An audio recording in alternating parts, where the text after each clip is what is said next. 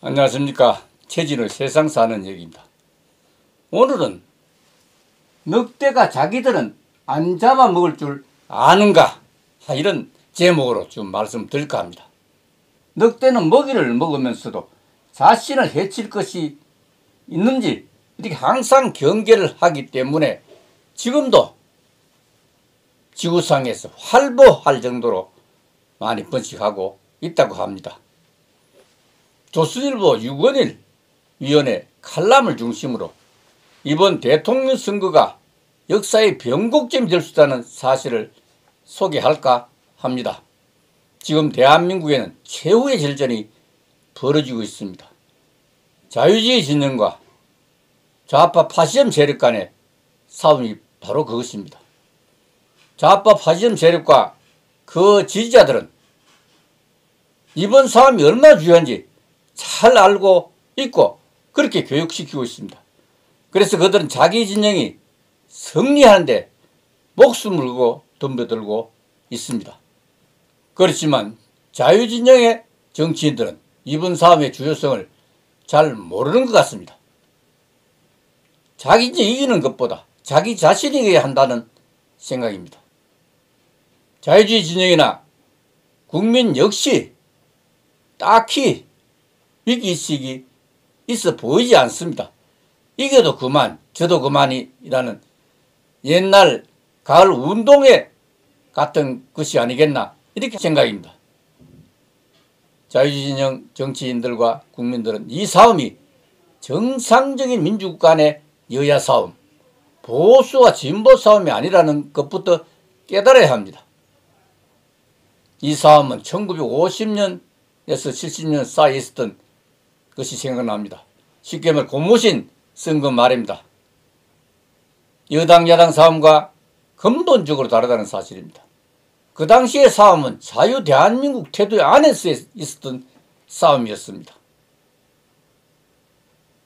그렇지만 오늘의 싸움은 자유민주이냐, 좌파 파시즘이냐, 대한민국이냐, 반대한민국이냐 하는 그야말로 사생결단의 싸움이 될 것이란 사실입니다. 몽골 유목민족에게는 늑대보다 높은 운명을 가진 사람만이 늑대를 잡을 수 있다는 속담이 있습니다. 늑대의 타고난 야성은 결코 길들이지 않고 언제든지 그 본성을 드러내는 것으로 알려져 있기 때문입니다. 이번 선거는 자유민주이냐 파시즘이냐 하는 것이 대선의 최후의 결전이 될 수밖에 없습니다. 오는 9월 7일 경제문제 해결에 시장논리 강조하는 국민의힘 대선 예비후보 12명을 여기에 한번 실어봤습니다.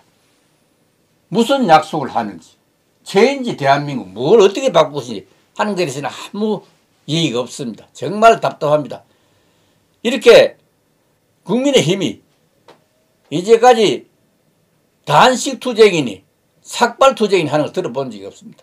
옛날에 그렇게 잘 했었는데 지금 야성이 완전히 없어졌습니다. 그래서 앞에 늑대를 갖다 놨습니다. 늑대를 보면 좀 움찔할 것이라는 생각 때문에 그렇습니다.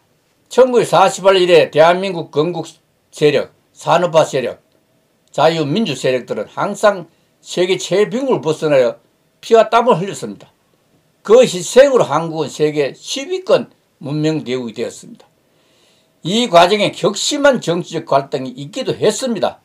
이것이 바로 개발 권위주의냐 민주화냐의 갈등이었습니다. 이 틈새에 386 극단 분파가 파고 들어오기 시작했습니다. 처음엔 소수파였지만 1980년대 운동권 전체를 말아먹더니 야당을 말아먹었고 대한민국을 말아먹었습니다. 그리고는 국가의 체제를 뒤엎으려 획책하고 있습니다. 국채는 주권이 누구냐로부터 나오냐를 기준해서 분류하는 국가 체제를 뜻하기도 합니다. 이들은 누구인가? 그것들은 민주 진보를 자처합니다. 그런데 그 민주는 인민 독재이고 그 진보는 극좌 좌파를 나타내고 있습니다. 자유민주주의는 계급적이고 온건 진보를 수정주의라 매도하기도 합니다. 그렇기 때문에 중국과 북한을 떠받들기의 여념이 없습니다. 대한민국을 식민지라고 부르기도 한다고 합니다. 시장과 기업 그리고 중산층을 적대시합니다. 근래엔 보수 진보 양날개론을 거두어들이면서 보수를 도태시키게 할 하나의 종으로 폐기하고자 합니다. 쉽게 말하면 좌파 탈레반이나 좌파 파시즘이란 뜻이기도 합니다. 좌파 파시즘은 1951년 서유럽 온건 진보파가 프랑크푸르트 선언이라는 것을 통해서 내건 개념입니다. 파시스트 폭력은 극우 나치뿐만 아니라 극자 스탈린주의에도 있었다고 합니다. 한국적 좌파 파시즘은 그럼 언제 어떻게 출현할 것인가? 내년 대선을 586이 또 먹으면 그 후 5년은 좌파 파시즘이 뿌리내리기 충분한 시간이 될 것이라고 합니다. 이런데도 자유적 정치인들은 적전분열, 각자 도생입니다. 큰 싸움은 안 보고 작은 싸움에만 매달립니다. 광장 싸움엔 한눈 판채, 뒷골목 싸움에만 혈안이 되겠습니다. 뒷골목 한쪽에서는 박근혜를 잡아놓은 윤석열을 참아줄 수 없다고 하기도 합니다. 또 한쪽에서는 유승민, 이준석이 또 다른 동기로 윤석열을 쪼아댄다고 합니다. 홍준표는 역선택 논란까지 불러일으키고 있을 정도입니다. 이 와중에 광장 싸움에선 윤석열 고발 사주가 됐습니다. 야당 내부의 윤석열 주의와 그에 대한 정권 노름수가 절묘하게 맞아떨어졌다고 평가를 하고 있습니다. 진실의 순간입니다. 윤석열은 목숨을 던져야 합니다. 살려고 하면 죽고 죽으려고 하면 산다고 하는 속담을 새겨봐야 합니다. 그렇게 해서 장수가 태어나는 법이라고 합니다. 국민의힘 각파와 자유진영 부족들도 이젠 정신을 좀 차려야 합니다. 적을 제대로 봐야 합니다. 그들은 혁명가이기 때문에 혁명의 중단을 용납하지 않습니다. 혁명을 위해 그들은 무슨 짓은 다 합니다. 무슨 짓이 다 들어있다는 뜻이기도 합니다. 단두대도 있고 피해 숙청도 있으며 무슨 혁명적도 있습니다. 코로나균도 이들의 밀집 집회는 무수 피해 간다고 합니다. 국민의힘, 재성, 박덕, 얀추족들은 이것도 모르면서 같은 집토끼 사냥하다 늑대 혁명족에 기습당할지도 모릅니다.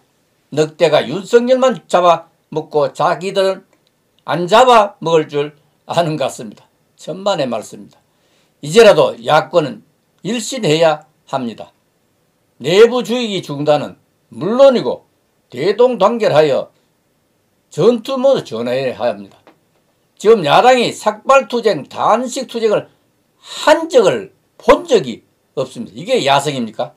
자유주의 국민도 이 시대 저 시대 다 겪으면서 이제는 어느 것이 더 나쁘고 더 나은지를 비교 능력을 발휘했으면 합니다. 주간지 시스미스터 9월 비자유 좌파의 위협이란 말은 자유주의가 그래도 최선의 공정한 발전 동력이라는 뜻이 됩니다. 자유주의자는 용기 있게 투쟁해야 합니다. 부동산, 최저임금, 주 52시간, 세금 폭탄에 울부짖는 국민들이 깊이 되새길 대목이라고 생각이 됩니다. 국민의힘 대통령 후보들이 홍준표와 선명성을 무기로 야무홍이라는 말까지 나올 정도입니다. 이것은 여당의 대깨문과 무엇이 다른가? 홍준표의 조국 과잉수사 발언에 대해서도 유승민, 최재형, 원희룡, 하태경의 파상공세 속에 대권 욕심 뒤통수 맞다.